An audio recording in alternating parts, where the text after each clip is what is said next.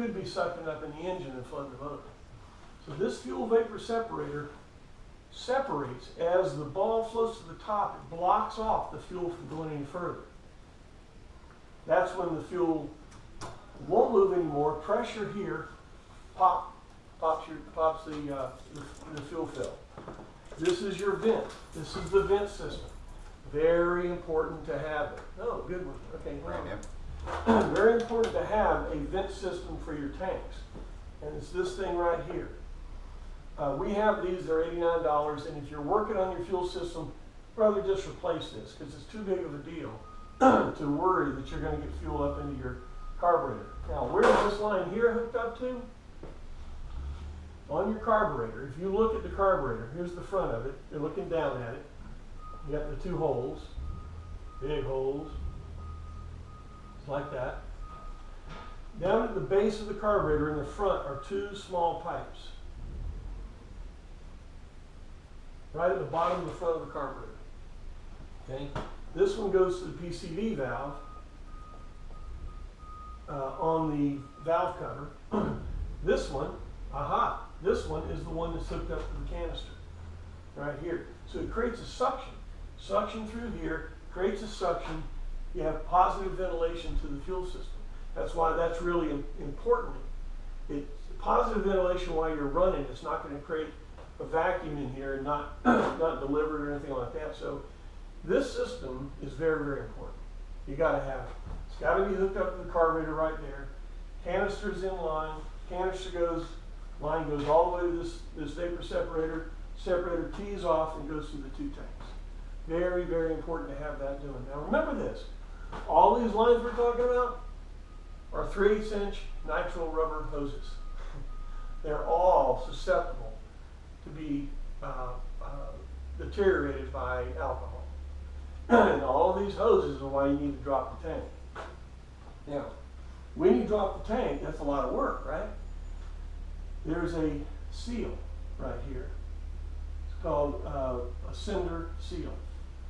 The cinder comes down to the bottom inside the tank, and it has a sock. This is the first filter, the sock filter. It keeps the boulders out. Okay? You have a bunch of sludge and stuff in the tank. The sock has a lot of surface area, and it'll allow flow. So when you drop the tank, you want to change your seals and your socks. And we have those. I can send those to you. So you do that, you renew all the hoses. When you drop the tanks, these fittings are pressed in. See if they're loose. If they are, you need to have those silver soldered. Okay? When you drop the tanks also, take it to a radiator shop and have them clean the tanks out. In fact, there's my radiator guy right there. What you need, man? Oh, I was just going to say, you got 3 quarters there. You want me to take them now or you want to wait a while? You can take them. All right. Hey, so you want to have the tanks cleaned out, pressure tested, make sure everything's clean, because remember, ethanol is alcohol and water, okay?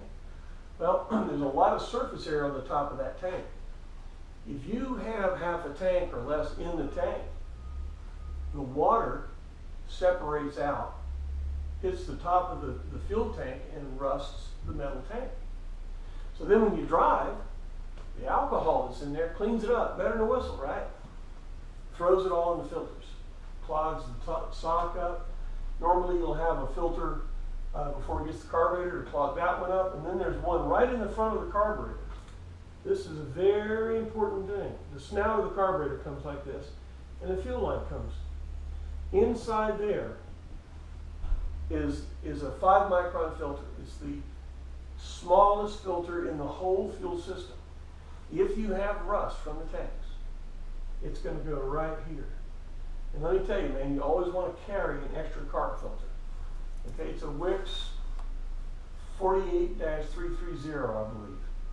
But you always want to carry one of those in the glove box, because if you have any crap in a fuel tank, any little tiny stuff, or the ethanol is rotting out the inside of the tank, that real fine silt's going to go right there. You need to have a 1-inch wrench to hold this. You need a 5/8 wrench to take off the fuel line, and you need one of those filters. It can save your life. Be sure you have to save your life. You push it, it'll kill yourself.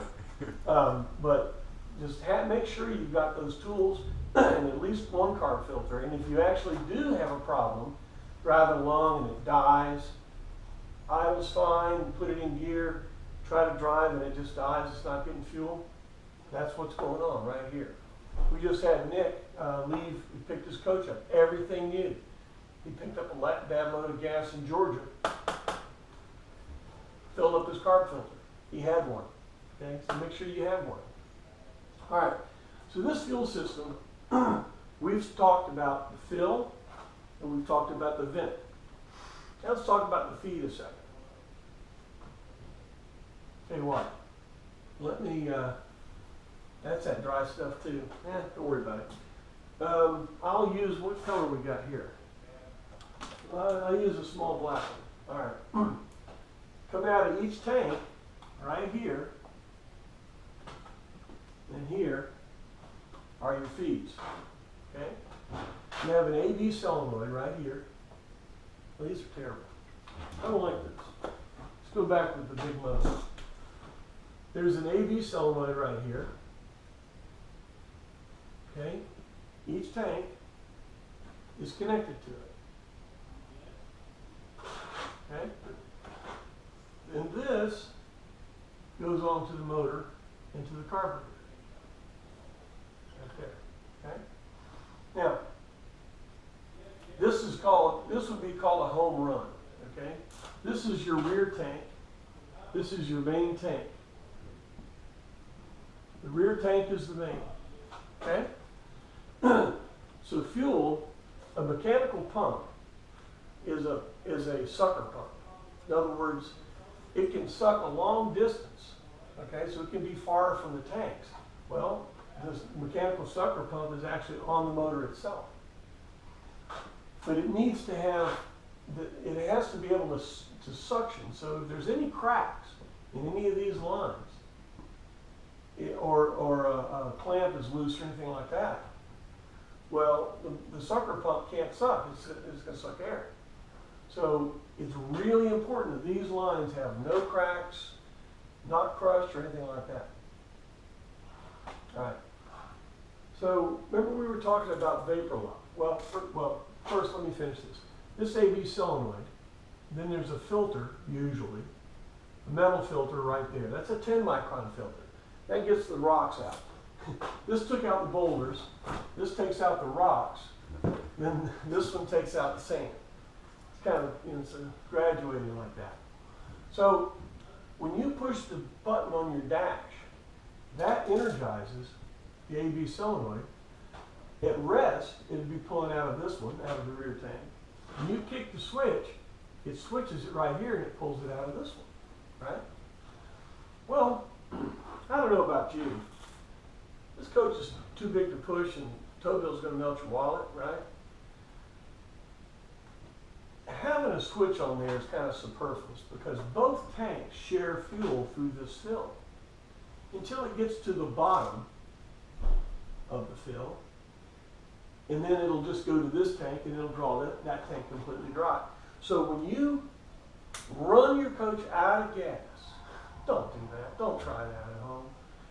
When you're running out of gas and you flip to the auxiliary tank, you'll have this much fuel. You'll have about 6 gallons of fuel. It acts like a motorcycle petcock valve. You're running motorcycle out of gas, you switch it to the other place and you get the swivel in the bottom. That's basically what this does. Like I said, it's too big to push. I don't want to do that. My personal opinion, you drive 250 or 300 miles, you pull over, check the wheels, make sure all the wheels, nothing's hot. If you have a bearing or brake failure, it'll spike the temperature on the hubs long before it fails. So if you know the condition of your hubs, you probably won't have a wheel patch. Probably got to pee anyway. So you just stop 250 miles, you put the fuel in it. Even if this gas gauge lies, listen, they lie. Don't believe it. Because, like I said, it's too big to push. But if you get these tanks reasonably full, you can go 250 or 300 miles without worrying about it. And that's what I would do. The system, again, is 40 years old. If you put in new cinders, I'm saying you really you only need one sender. You don't need two. You need this one as a pickup. But they both read the same until it gets below a quarter of a tank, and I'm not going below a quarter of a tank myself. So having an operating sender here is not needed. You need one good one, okay? Nick, this is how yours is set up. You need one good one, because that's going to be in the main circuit, and it will tell you where you're at, because it'll read both tanks because they're both tied together. So when you push that switch, it's kind of superfluous. You're not going to do it. Why would you? Okay. So let's repurpose. Let's make this fuel switch on your dash do something else. Okay. When you push it from main, now when it's in main, the solenoid's off, and it's a home run. It comes out of the main tank, through the solenoid, into the filter, to the pump, to the carburetor, done. When you flip it to auxiliary, it kicks this line off and kicks to here. Well, what we do is we put a small, inexpensive electric fuel pump right there. Okay? And then we power it off the same power that the solenoid gets. So what happens? When you push the auxiliary fuel switch, it kicks that over to here and induces an electric fuel pump into the circuit. So from the front tank, goes through the electric fuel pump, through the solenoid, filter, pump, filter, Bob Jump. Well, why would you want to do this? Think about this a minute. Vapor lock. What causes vapor lock? Certain conditions. Certain amount of heat, certain diameter of the rubber hose, makeup of the fuel. You know, there's summer blends and winter blends and all of this stuff. All of those conditions set